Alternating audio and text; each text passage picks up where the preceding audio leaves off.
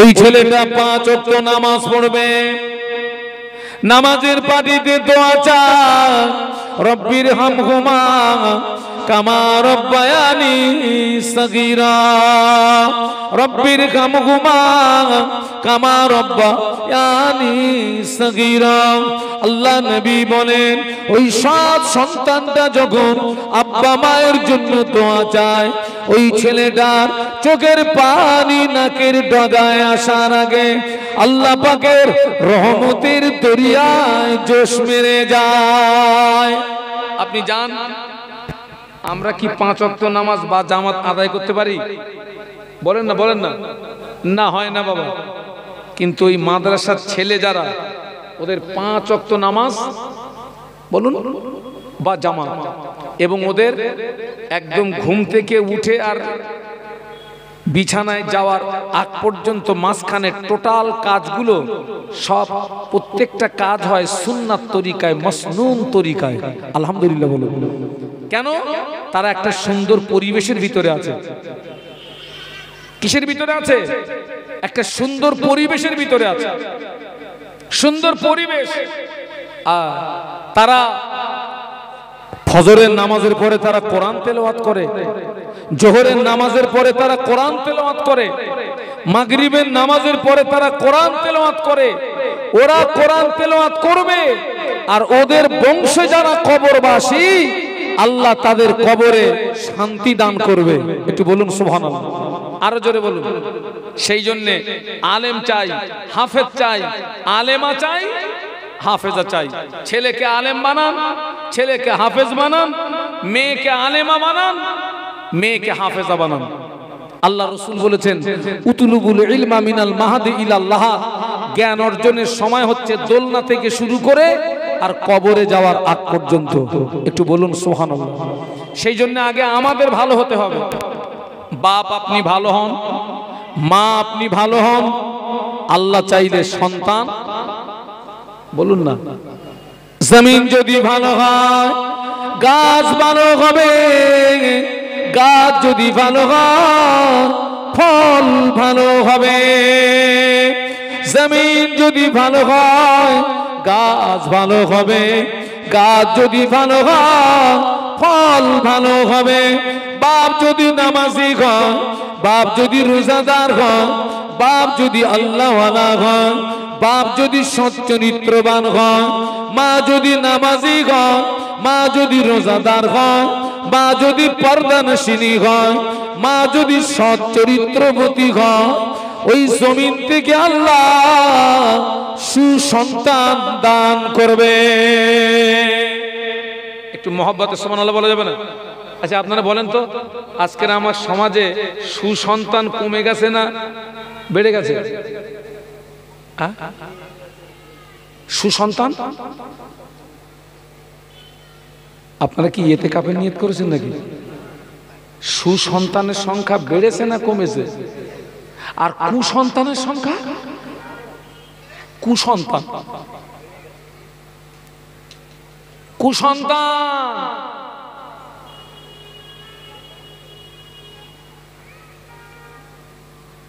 বাপ আপনি ভালো হন, মা আপনি ভালো হন, আল্লাহ এই জমিন থেকে সুসন্তান দান করবে। সুবহানাল্লাহ বলেন। একটা সুসন্তানের কত দাম জানেন? কত দাম? তাম পৃথিবীর জমিনে যত সম্পদ, ওই সম্পদ গুলোকে যদি এক পাল্লায় চাপিয়ে দেওয়া হয়, একটা সৎ সন্তান, নেক সন্তানকে যদি অপর পাল্লায় চাপিয়ে দেওয়া হয়, ওই সৎ সন্তানের পাল্লাটা ভারী হয়ে যাবে। একটু মহব্বতে বলতে পারলেন না?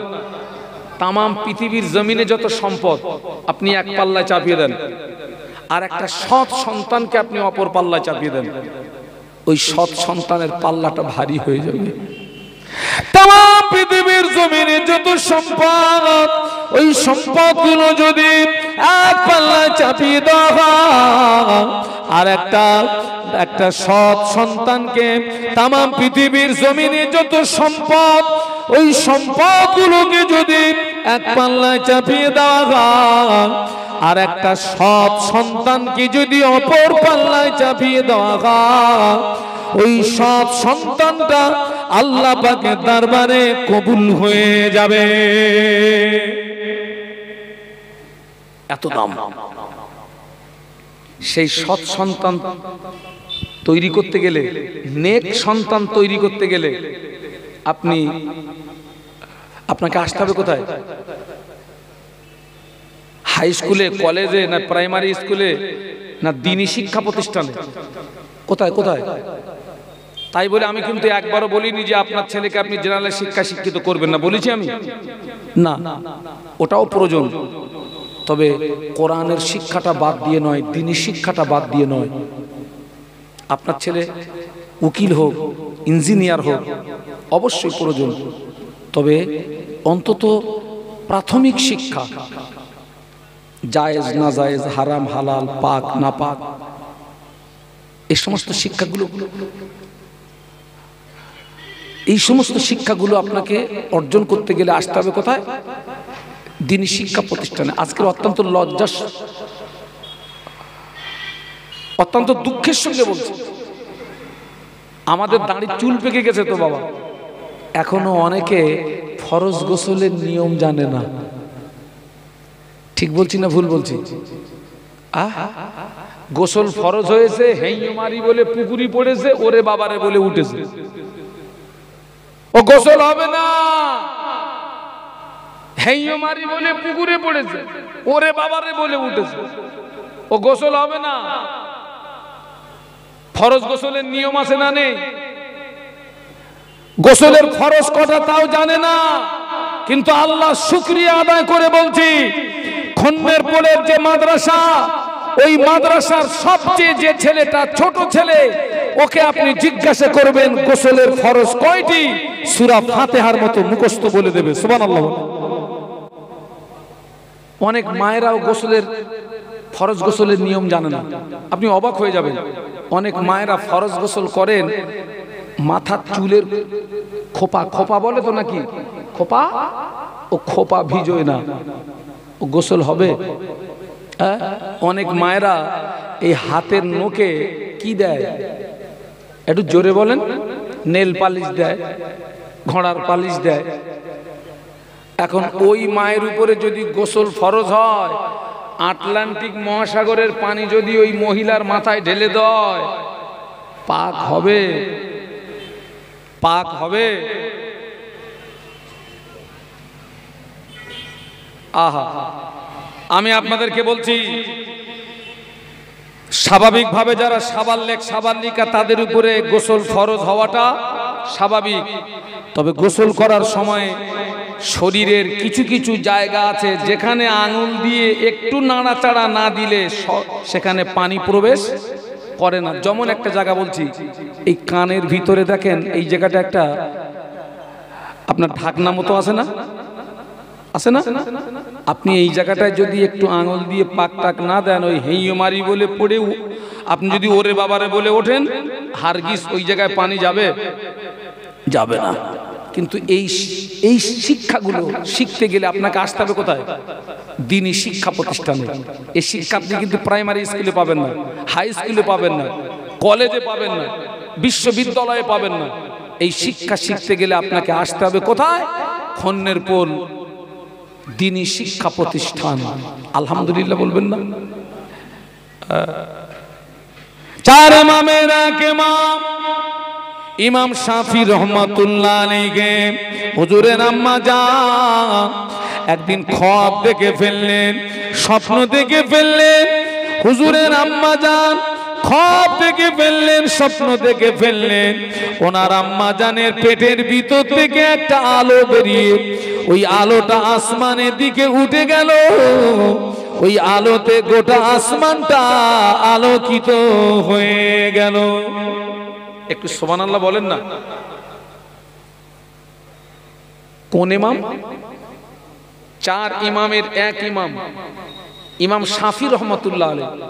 ওনার আম্মা জান স্বপ্ন দেখছেন, ওনার পেটের ভিতর থেকে একটা আলো বেরিয়ে ওই আলোটা আসমানের দিকে উঠে গেছে, আর ওই আলোতে গোটা আসমানটা কি হয়ে গেছে? আলোকিত। স্বপ্নটা ভালো না খারাপ?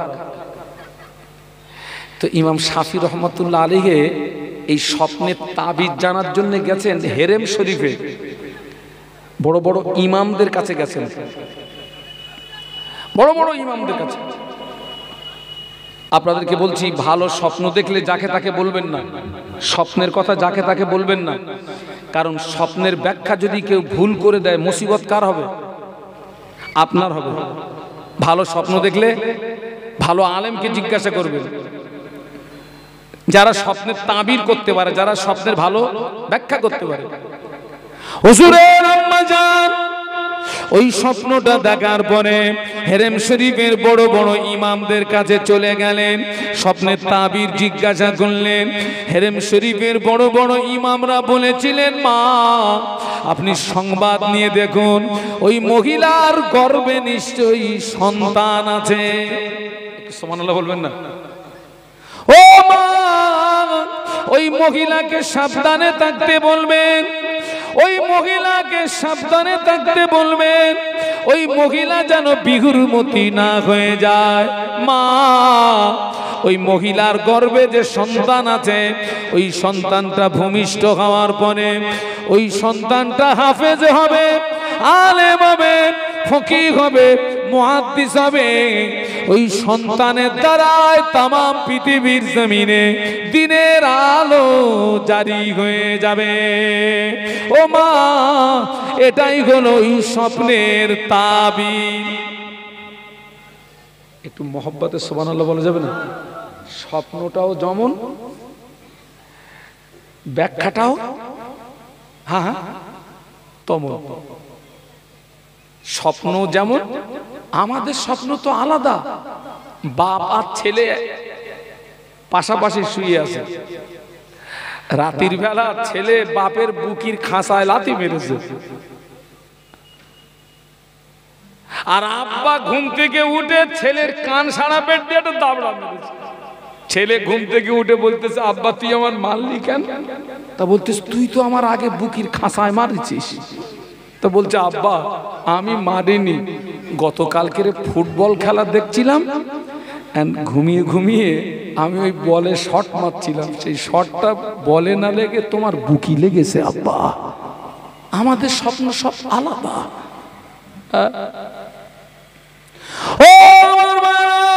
ইমাম শাফি রহমাতুল্লাহ আলাইহির আম্মা জান ওই তাবিরটা জানার পরে উনি বাড়ি আসলেন, বাড়ি এসে 2 রাকাত শুকরিয়ার নামাজ আদায় করলেন। একটু সুবহানাল্লাহ বলবেন না? একটু মহব্বতে বলা যায় না? মা 2 রাকাত শুকরিয়ার নামাজ আদায় করেছেন স্বপ্নের তাবিরটা জানার পরে, স্বপ্নের ব্যাখ্যাটা জানার পরে। হেরেম শরীফের বড় বড় ইমামরা কি বলেছেন? মা সংবাদ নিয়ে দেখুন, ওই মহিলার গর্ভে সন্তান আছে, ওই সন্তানটা ভূমিষ্ঠ হওয়ার পরে ওই সন্তান হাফেজ হবে, আলেম হবে, ফকিহ হবে, মুহাদ্দিস হবে। ওই সন্তানের দ্বারায় তামাম পৃথিবীর জমিনে দিনের আলো জারি হয়ে যাবে। এটাই হচ্ছে স্বপ্নের ব্যাখ্যা। একটু জোরে বলুন। আম্মা জান ফিরে এসে বাড়িতে 2 রাকাত শুকরিয়ার নামাজ পড়লেন। শুকরিয়ার নামাজ, আমাদের মায়েরা এমনি 5 ওয়াক্ত নামাজ কি সুন্নত না নফল? ফরজ। আমাদের মায়েরা ফরজ নামাজ সব পড়ে। ওই দেখো, তাও চুপ করে কথা বলে না। আমাদের সব মায়েরা ফরজ নামাজ পড়ে। মুরব্বী ইমাম শাফি রহমতুল্লাহ আলাইহির আম্মা জান স্বপ্নের ব্যাখ্যাটা শুনে খুশি হয়ে বাড়ি এসে 2 রাকাত শুকরিয়ার নামাজ পড়েছেন। একটু সুবহানাল্লাহ বলুন। নামাজ পড়ে হাত তুলে দোয়া চায়, আল্লাহ পাক আমার স্বপ্ন যেন সফল হয়, আল্লাহ পাক আমার স্বপ্ন যেন পূরণ হয়। সুবহানাল্লাহ। কি মায়ে, মা আপনি ভালো হন, বাপ আপনি ভালো হন, আল্লাহ চাইলে সন্তান কাঁদতেছে। মা ও আমার ভাইরা, আলেমের দোয়া কবুল হবে গ্যারান্টি নাই, মুফতি সাহেবের দোয়া কবুল হবে গ্যারান্টি নাই, আমির সাহেবের দোয়া কবুল হবে গ্যারান্টি নাই, পীর সাহেবের দোয়া কবুল হবে গ্যারান্টি নাই, আলেমের দোয়া, ইমামের দোয়া, মুফতি সাহেবের দোয়া, পীর সাহেবের দোয়া আল্লাহ পাকের দরবারে পৌঁছাতে গেলে কিছু পর্দা পেরিয়ে পেরিয়ে যাবে, তার কোনো নিশ্চয়তা নেই। আব্বা মা যদি দোয়া চায়, মা বাপের দোয়াটা, আব্বা আম্মার দোয়া, পিতা মাতার দোয়া সরাসরি আল্লাহ পাকের দরবারে কবুল হয়ে যায়। সুবহানাল্লাহ। মা কাঁদতেছে, আল্লাহ আমার স্বপ্ন যেন সফল হয়, আমার স্বপ্ন যেন পূরণ হয়। আজকের আমাদের মায়ের, আজকের আমাদের অধিকাংশ মায়েদের চরিত্র দেখুন তো, অধিকাংশ মায়েরা নামাজ পড়ে না, 24 ঘন্টা মোবাইলে পড়ে রয়েছে। হ্যাঁ, 24 ঘন্টা কিনে পড়ে আছে।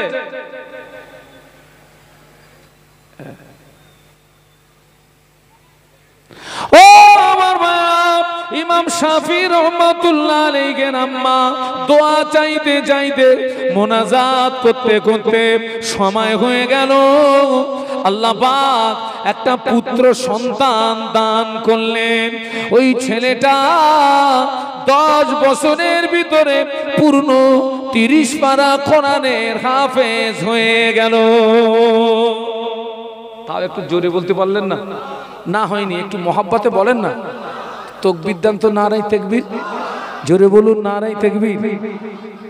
মা স্বপ্নের ব্যাখ্যাটা শুনিয়েছে, 2 রাকাত শুকরিয়ার নামাজ পড়েছে, কেঁদেছে, আর সেখান থেকেই 5 ওয়াক্ত নামাজে হাত তুলে দোয়া করে, আল্লাহ আমার স্বপ্ন যেন সফল হয়, আমার স্বপ্ন যেন পূরণ হয়, আমার স্বপ্ন যেন সফল হয়, আমার স্বপ্ন যেন পূরণ হয়। দোয়া চাইতে চাইতে, কাঁদতে কাঁদতে সময় হয়ে গেল। আল্লাহ একটা সন্তান দিলেন। ওই সন্তানটা 10 বছরে পূর্ণ 30 পারা কোরআনের হাফেজ হয়ে গেছে। একটু জোরে বলুন। ইমাম শাফি রহমাতুল্লাহ আলাইহি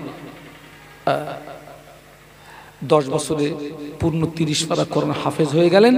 হাফেজ হয়ে আম্মাকে না বলে লুকিয়ে লুকিয়ে চলে গেছে মদিনা শরীফে। ইমাম শাফি রহমাতুল্লাহ আলাইহি আম্মাকে না বলে লুকিয়ে লুকিয়ে। কেন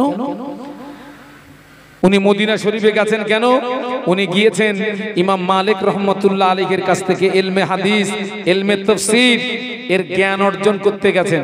একটু সুবহানাল্লাহ বলেন। মাকে বলিনি কেন? মা যদি আটকে দেয়, বাবা তুই আমার একটা ছেলে, বাবা আমি আমার দিয়ে বলি, আল্লাহ আমাকে একটা পুত্র সন্তান দিয়েছে, একটা কন্যা সন্তান, তো আমার ছেলেটা বলছে আব্বা আমি একটু বাইরে যাব, বাইরের মাদ্রাসায়। কোথায়?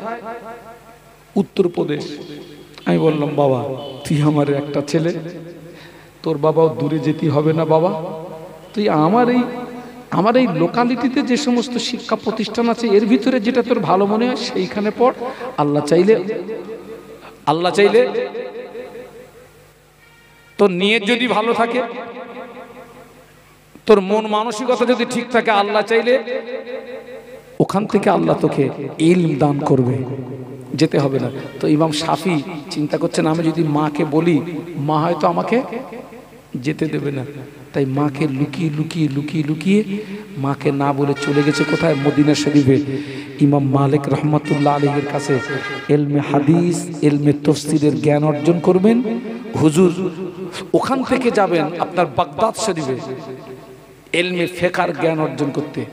মাকে না বলে লুকিয়ে লুকিয়ে চলে গেছে, মা জানে না। আমাদের ছেলে মেয়েরাও আমাদেরকে না বলে লুকিয়ে লুকিয়ে যায়। কোথায় যায় তাও জানে না। কোথায় যায়?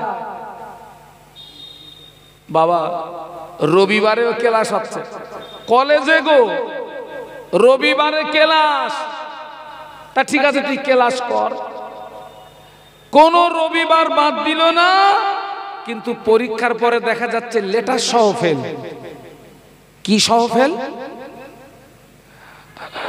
রবিবারে কোনো ক্লাস হয়, উনি কোন ক্লাস করেছেন? ওর মাও কোনোদিন জিজ্ঞাসা করেনি, খুকি তুই রবিবারে তুই কোন কোন কলেজে যাস? ওর বাপও কোনোদিন জিজ্ঞাসা করেনি, খুকি তুই রবিবারে কোন ক্লাসে যাস? আমি বলি এই দেখ, ওর বাপ মা জিজ্ঞেস করিনি কেন জানিস? খবরলে দেখে যা, ওর মাও রবিবারে ক্লাস করা পাঠি, ওর বাপ রবিবারে ক্লাস করা পাঠি, ওই জন্য জিজ্ঞাসা করিনি। ওই জন্য জিজ্ঞাসা করি।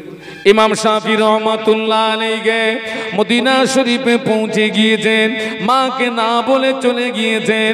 মা ছেলেকে পায় না। আমাদের মায়েরা ছেলে মেয়েকে যদি না পায়, আগে যাবে তদবির কারকের বাড়ি। কোথায় যাবে? আগে যাবে তদবির কারকের বাড়ি। হুজুর আমার ছেলে পাচ্ছি না, মেয়ে পাচ্ছি না।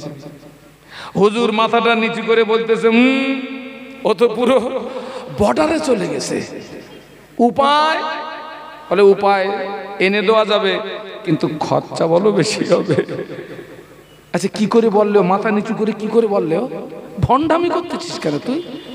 হ্যাঁ, এমনি আল্লাহর কালাম আছে তাই দে, ভণ্ডামি করতেছিস কেন? ইমাম শাফি রহমতুল্লাহ আলাইহির আম্মা ছেলেকে পাচ্ছে না, অন্য কারুর কাছে যাননি। কোথায় চলে গেছে জানেন?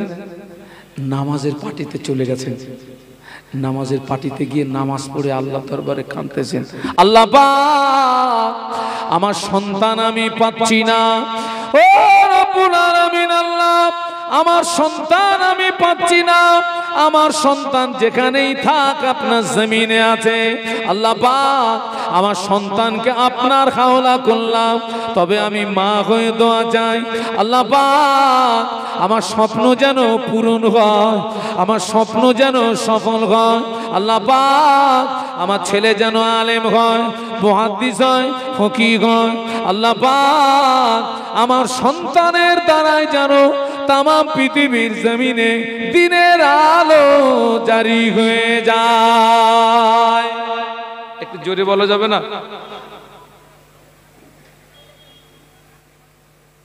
কার কাছে সাহায্য চাচ্ছে? একটু জোরে বলেন। আমরা সূরা ফাতিহায় কি পড়ি? আলহামদুলিল্লাহি রাব্বিল আলামিন আর রহমানির রহিম মালিকি ইয়াউমিদ্দিন ইয়াকা নাবুদু ওয়া ইয়াকা নাস্তাঈন। একটু বলুন আল্লাহু আকবার, একটু জবান খুলে বলুন না। এই ছেলেরা, প্যালেস্টাইন ভার্সেস ইসরায়েল যে যুদ্ধ হচ্ছে না, ইসরায়েল হচ্ছে পিতৃহীন অবৈধ রাষ্ট্র, যার কোনো জন্মের ঠিক নেই, তবে প্রচুর ক্ষমতা আছে তার। আর প্যালেস্টাইনে যারা যুদ্ধ করছে, স্বাধীনতা সংগ্রামী ছোট্ট একটা গোষ্ঠী, কি নাম তাও জানেন না? হামাস। কি নাম? হামাস। এরা ইসরায়েলের মার্কাবা ট্যাঙ্ক, বিশাল অর্থে, কোটি কোটি টাকা। হামাস যোদ্ধারা কয়েক হাজারের অস্ত্র দিয়ে সেই কোটি কোটি টাকার ট্যাঙ্কগুলোকে ধ্বংস করে দিচ্ছে। যখন কয়েক হাজার টাকার অস্ত্রে যখন কোটি কোটি টাকার ইসরায়েলের সম্পদ যখন ধ্বংস হয়ে যাচ্ছিল, হামাস যোদ্ধাদের জবান থেকে অটোমেটিক বেরিয়ে যাচ্ছিল আল্লাহু আকবার। আমরা কি যুদ্ধের মধ্যে আছি নাকি? তাহলে একটু জবান খুলে বলা যাবে না আল্লাহু আকবার? আর একটু আওয়াজ তুলুন, বলুন আল্লাহু আকবার। আল্লাহকে ডাকলে আল্লাহ খুশি হয় না রেগে যায়? আল্লাহ কোরআনে বলেছেন, উদউনি আস্তাজিব লাকুম, বান্দা তুই আমাকে ডাক, আমি আল্লাহ তোর ডাকে সাড়া দিয়ে থাকি। একটু জোরে বলুন সুবহানাল্লাহ।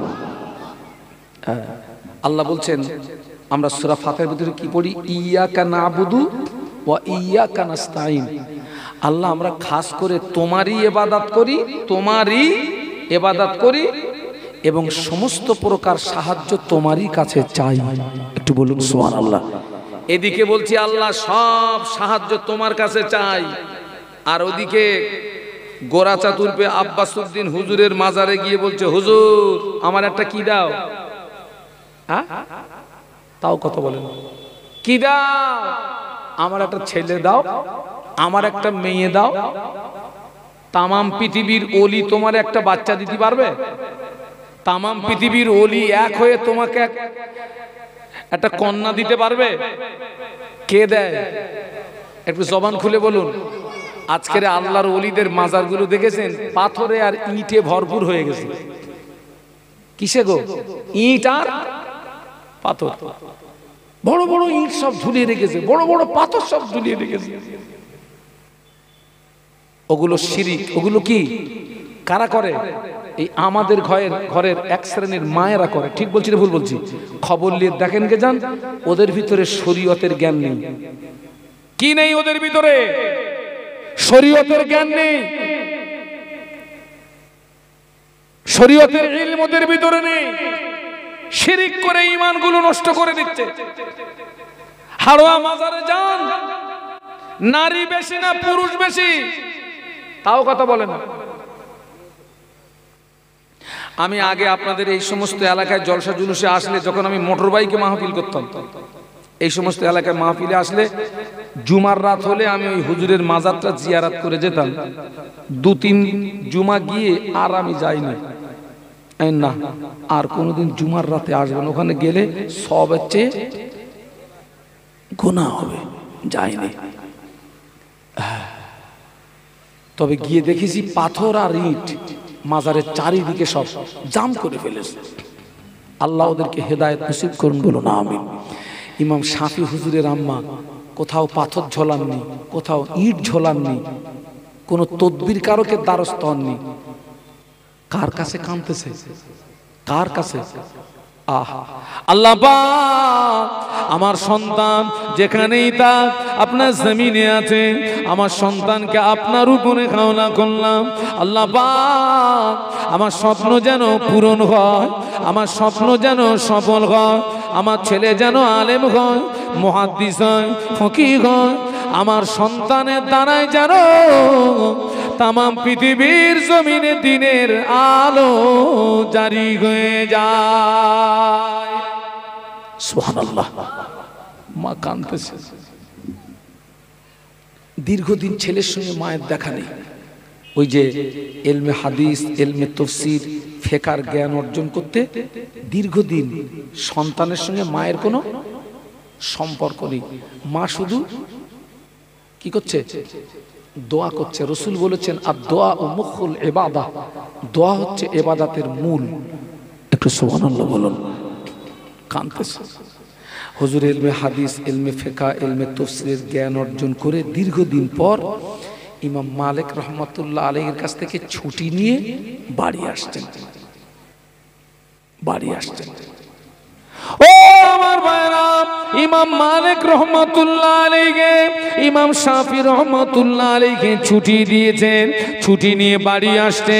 তবে ইমাম মালিক রহমাতুল্লাহ আলাইহি বলেন, বাবা ছেলে এতদিন পরে বাড়ি যাচ্ছ বাবা, খালি হাতে যাবে না বাবা, আমি কিছু সম্পদ দিচ্ছি, নিয়ে যাও।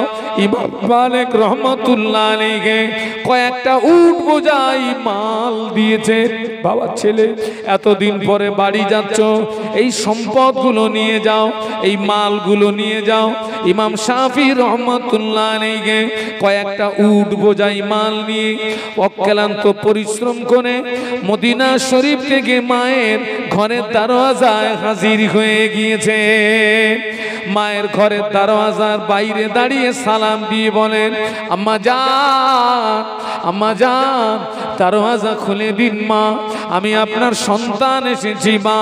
আম্মা জান, দরওয়াজা খুলে দিন মা, আমি আপনার সন্তান এসেছি মা।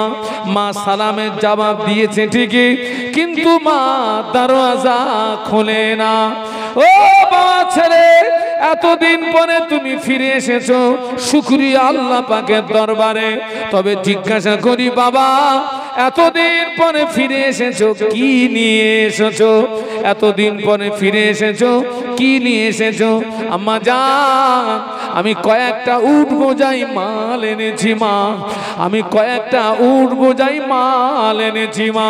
আম্মা দরওয়াজা খুলে দিন। মা দরওয়াজা খোলে না।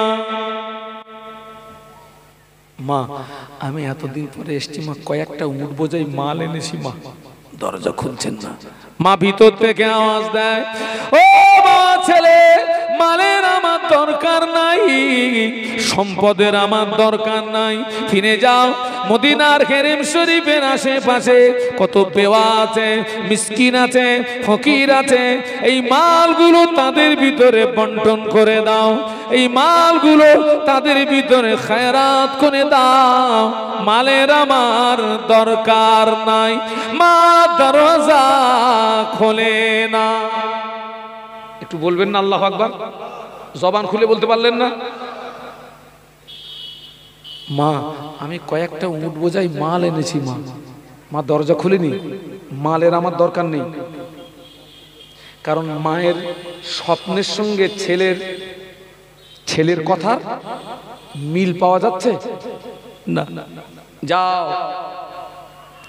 ওই মদিনা শরীফের হেরেম শরীফের আশেপাশে কত ফকির আছে, মিসকিন আছে, বেওয়া আছে, এই মালগুলো তাদের ভিতরে খায়রাত করে দাও, বন্টন করে দাও। মা দরজা খুলিনি। কি মায়ে? আর আমাদের ছেলেরা যদি 6 মাস 1 বছর পরে যদি বাড়ি ফেরে, মা যদি জিজ্ঞাসা করে, বাবা একদিন পরে মুম্বাই থেকে বাড়ি আসলি, হায়দ্রাবাদ থেকে বাড়ি আসলি, আহমেদাবাদ থেকে বাড়ি আসলি, রাজস্থান থেকে বাড়ি আসলি, কি এনেছিস বাবা? মা তোমার জন্য একটা ভিভো ফোন এনেছি। মা কি এনেছি? একটা ভিভো ফোন। আমাদের মায়ের কলিজা ঠান্ডা হবে না? হবে না? হ্যাঁ, ওরে সর্বনাশ। এখন দেখেছেন পুরুষদের চেয়ে মেয়েদের কাছে, কিছু কিছু মেয়েদের কাছে মাল বড়। হ্যাঁ, কি কায়দায় ঘুরতেছে, ও যেন মনে করতেছে বিশাল ব্যাপার। আমরা শেষ করে ফেলেছি। আমরা মা দরজা খুলিনি, মালের দরকার নেই, যাও ফিরে যাও। হুজুর গো ব্যাক, ফিরে গেলেন সেই মালগুলো নিয়ে। হেরেম শরীফের আশেপাশে যত ফকির ছিলেন, বেওয়া মিসকিন, তাদের ভিতরে খায়রাত করে দিলেন। সুবহানাল্লাহ বলবেন না? একটু জোরে বলা যায়?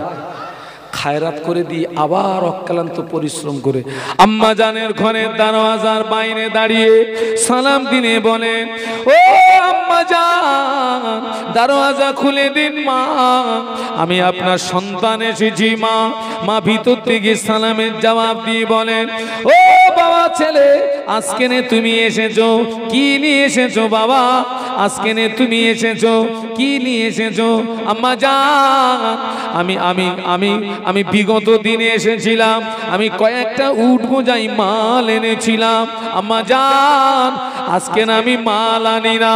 ও আমার আম্মা জান, আজকে আমি আলেম হয়ে, ফকিহ হয়ে, মুহাদ্দিস হয়ে আপনার ঘরের দরওয়াজায় ফিরে এসেছি। আম্মা জান, আজকে আমি মাল আনি না মা, আজকে দুনিয়ার সম্পদ আনি না মা, আজকে আমি আলেম হয়ে, ফকিহ হয়ে, মুহাদ্দিস হয়ে আপনার ঘরের দরওয়াজায় ফিরে এসেছি। আম্মা দরওয়াজা খুলে দিয়ে ছেলেকে বুকের ভিতরে জড়িয়ে ধরে বলেন, ও মা ছেলে, তুমি জানো না, তুমি যখন আমার গর্ভে ছিলে, আমি একটা স্বপ্ন দেখেছিলাম।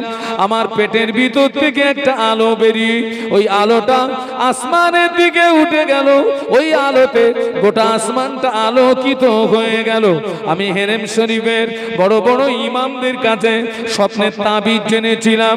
তারা বলেছিলেন, মা সংবাদ নিয়ে দেখুন, ওই মহিলার গর্ভে সন্তান আছে, ওই সন্তানটা ভূমিষ্ঠ হওয়ার পরে ওই সন্তান হাফেজ হবে, আলেম হবে, ফকিহ হবে, মুহাদ্দিস হবে। ওই সন্তানের দ্বারা তাম পৃথিবীর জমিনে দিনের আলো জারি হয়ে যাবে।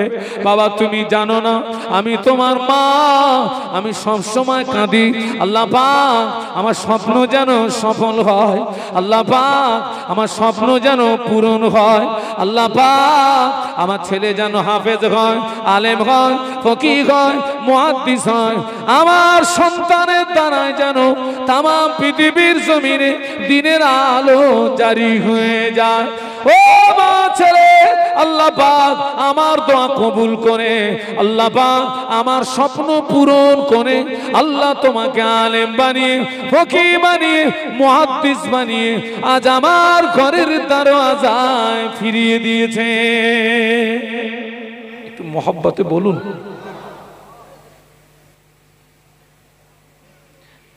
বাপ আপনি ভালো হন, মা আপনি ভালো হন, আল্লাহ চাইলে সন্তান ভালো হবে।